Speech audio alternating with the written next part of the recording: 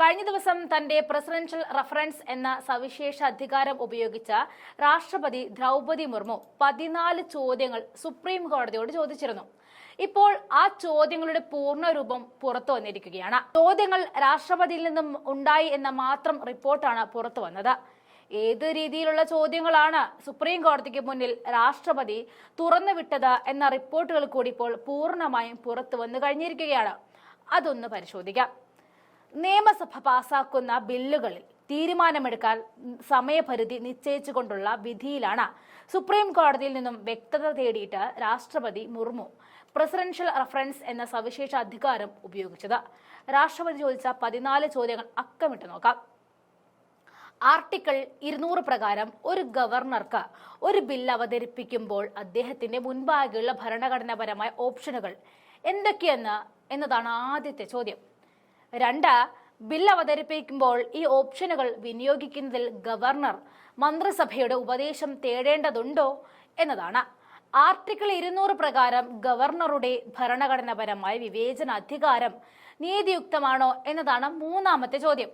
Article 200 പ്രകാരം ഒരു ഗവർണറുടെ നടപടിയുമായി ബന്ധപ്പെട്ട ജുഡീഷ്യൽ അവലോകനത്തിന് ആർട്ടിക്കിൾ 361 തടസ്സമാണോ എന്ന് നാലാമതും ഭരണഘടനാപരമായി നിർദ്ദേശിക്കപ്പെട്ട സമയപരിധിയും ഗവർണർ അധികാരങ്ങൾ വിനിയോഗിക്കുന്ന രീതികളും ഇല്ലാത്ത സാഹചര്യത്തിൽ ഗവർണർ അധികാരം വിനിയോഗിക്കുന്നതിൽ സമയക്രമം ഏർപ്പെടുത്തുവാനും പ്രയോഗത്തിന്റെ രീതി നിർദ്ദേശിക്കാനും സാധിക്കുമോ എന്നത് അഞ്ചാമത്തെ ചോദ്യമായി നിൽക്കുന്നു. ഇന്ത്യൻ ഭരണഘടനയുടെ ആർട്ടിക്കിൾ 201 പ്രകാരം രാഷ്ട്രപതിക്ക് ഭരണഘടനാപരമായ വിവേചനാധികാരം ഉപയോഗിക്കാൻ സാധിക്കുമോ എന്ന് ആറാമത്തെ ചോദ്യമായി ഉന്നയിക്കുന്നുണ്ട്. ഭരണഘടനാപരമായി നിർദ്ദേശിക്കപ്പെട്ട സമയപരിധിയും രാഷ്ട്രപതി അധികാരങ്ങൾ വിനിയോഗിക്കുന്ന രീതിയുമില്ലാത്ത സാഹചര്യത്തിൽ ആർട്ടിക്കിൾ 201 പ്രകാരം രാഷ്ട്രപതിയുടെ വിവേചനാധികാരം പ്രയോഗിക്കുന്നതിന് സമയപരിധികൾ നിശ്ചയിക്കുവാനും ജുഡീഷ്യൽ ഉത്തരവുകൾ വഴി നിർദ്ദേശങ്ങൾ നൽകുവാനും സാധിക്കുമോ എന്നതാണ് ഏഴാമത്തെ ചോദ്യം.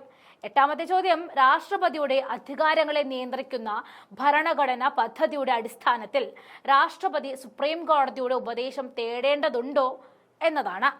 ആർട്ടിക്കിൾ 200 201 പ്രകാരം ഒരു ബില്ല് പ്രാബല്യത്തിൽ വരുന്നതിന് മുൻപ് ഗവർണറുടെയും രാഷ്ട്രപതിയുടെയും തീരുമാനങ്ങൾക്ക് പ്രസക്തിയുണ്ടോ?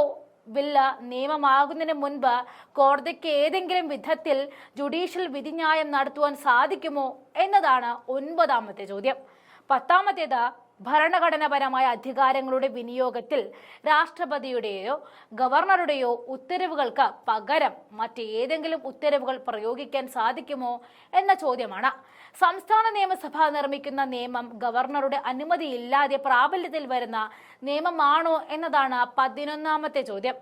ആർട്ടിക്കിൾ 145(3) പ്രകാരം സുപ്രീം കോടതിയുടെ ഏതെങ്കിലും ബെഞ്ച് ഭരണഘടനയുടെ വ്യാഖ്യാനവുമായി ബന്ധപ്പെട്ട നിയമത്തിന്റെ ഗണ്യമായ ചോദ്യങ്ങൾ ഉൾപ്പെടുന്ന തരത്തിലാണോ എന്ന് ആദ്യം തീരുമാനിക്കേണ്ടതും കുറഞ്ഞത് 5 ജഡ്ജിമാരുടെ ബെഞ്ചിലേക്ക് അത് റഫർ ചെയ്യേണ്ടതും നിർബന്ധമല്ലേ എന്ന് 12ാമത്തെ ചോദ്യമായി ചോദിക്കുന്നുണ്ട്.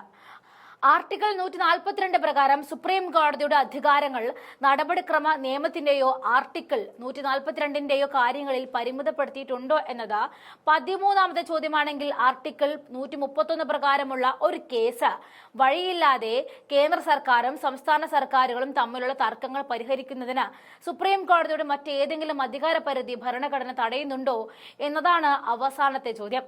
അപൂർവങ്ങളിൽ അപൂർവമായിട്ടാണ് രാഷ്ട്രപതിയിൽ നിന്നും സുപ്രീം കോടതിയെ തേടി എത്തുന്ന ചോദ്യങ്ങൾ എന്നും കാണാം.